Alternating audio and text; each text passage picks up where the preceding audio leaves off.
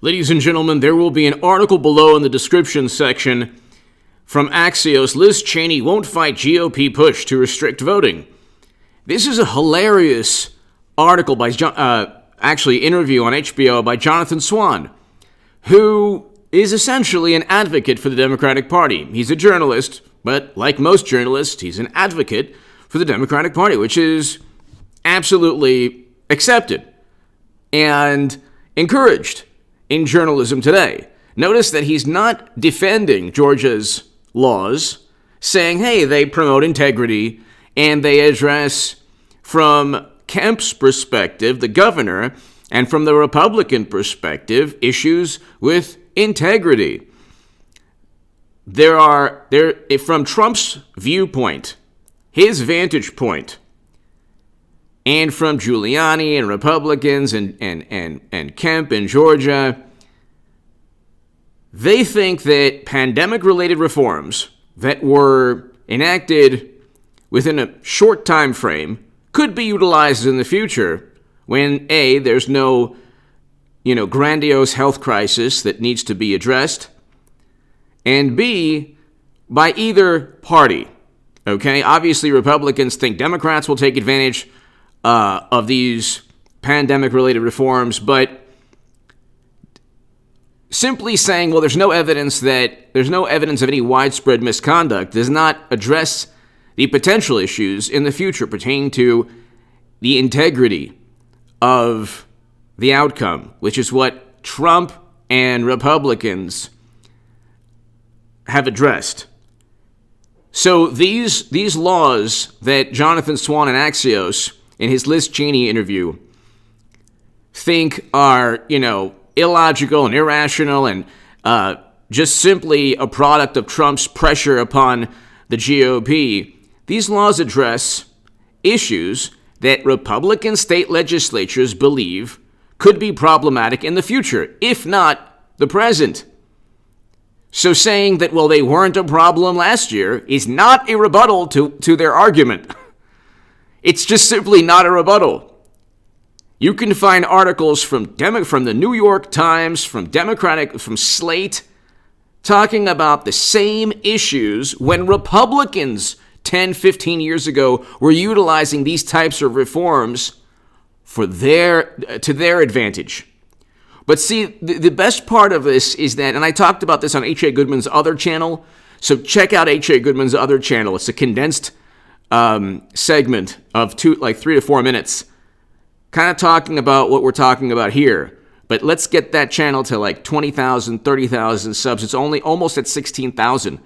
Your help would be tremendously appreciated. It would be absolutely awesome if you could tell your friends about H.A. Goodman's other channel and this channel. But ladies and gentlemen, that link will be below in the pinned comment. Liz Cheney actually backs Trump on this. She says, well, you have to look at each state and what the Republicans in each state think. They have their own reasons. Each state is different. And Jonathan Swan keeps saying, but, isn't this so ridiculous? There's no evidence. And then Cheney actually backs Trump, saying, well, the Republicans in each state have either done their own investigations or want further investigation as to whether the pandemic-related or the very laws that were enacted within a short time frame, simply to address the health concerns of citizens, might lead to voter integrity issues in the future. This is a rational vantage point. Simply asking for ID in California, I have to give ID before I vote. In California, in Los Angeles. So the notion that certain groups or certain people don't have identification is, I would say, quite prejudiced, but that's oftentimes the inadvertent bias of wonderful, morally superior liberal Democrats. They don't even know when they're being bigoted or biased. But anyway, I'll read this article. It's really hilarious because Jonathan Swan is trying to get Liz Cheney, his Republican ally, the good Republican, to back him. And instead, she doesn't back him, she backs Trump. And then at the end, she says, well, it imperils our democracy that Trump never conceded. He did concede. Ladies and gentlemen, he did concede.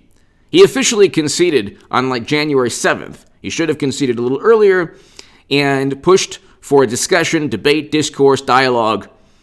There was nothing good to be gained from that day. And unfortunately, a tragedy took place. There were 4 months of endless tragedies that Democrats ignored. But that's the duplicity within American politics. But here, I'll read this. Representative Liz Cheney told Axios on HBO that she won't support Democrats in their fight against GOP's push for more strict restrictive voting laws, a sign that she'll be no hero to the resistance. No hero to the resistance. We still have the resistance. So, these are the same people who say you must accept everything because this is democracy.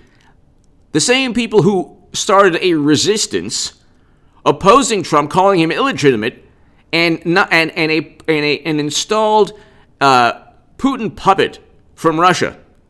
I mean, you have to be a complete imbecile to believe this Cold War hysteria, this Red Scare nonsense.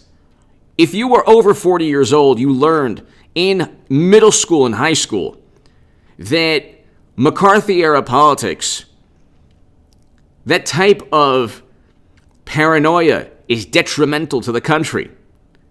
That is the definition of demagoguery. That is the definition of what a demagogue does. Blaming others for your failures. They went after Bernie Sanders, who is pretty much spineless, and they called him. They said he honeymooned in Russia. Then they said that Jill Stein was a Russian puppet. Then they said Tulsi Gabbard. And then, of course, they started with Trump after Bernie Sanders. You sow distrust and contempt for this system. And then you say, how dare you imperil our democracy? Democracy is not a synonym for the sentiments of morally superior, oftentimes apoplectic liberals. Democracy, the Constitution, the rule of law, these are not synonyms. These do not equate directly to the sensibilities of writers at the Daily Beast or the Atlantic or Slate or the New York Times or the Washington Post. And it's unbelievable that, here, I'll just keep reading. So, why it matters. 10 days after losing her House Republican post, Cheney is trying to put former President Trump's big lie in a silo. Okay, again, when you talk about a big lie, was Trump in a Moscow hotel room the big truth? I mean, you have to have at least one functioning brain cell left, Democrats, to realize that you have created this fertile ground for endless distrust and back and forth. Oh, no, we didn't lose. Stacey Abrams in Georgia didn't think that Brian Kemp, was the legitimate governor of Florida. She never truly conceded. Democrats then say, well, we did concede. Hillary Clinton did concede. They tried through the courts to overturn the election. They tried to get electors not to go for Trump. They did everything. They did everything that they claim that Republicans, did to try to overturn results. They call that the big lie. But it's not the big lie when they do it. It's the big truth when they claim without evidence, baseless, that Trump worked with Russia to buy Facebook ads. Or Trump pressured Zelensky, even though President Zelensky himself stated there was no pressure.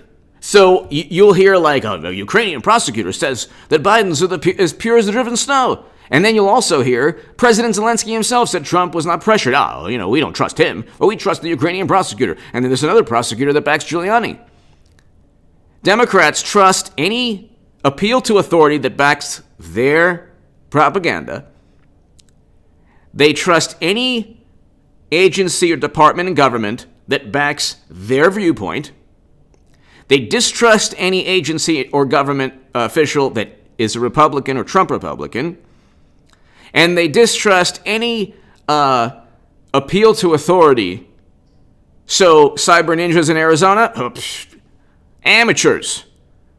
CrowdStrike, the DNC, very, very reputable.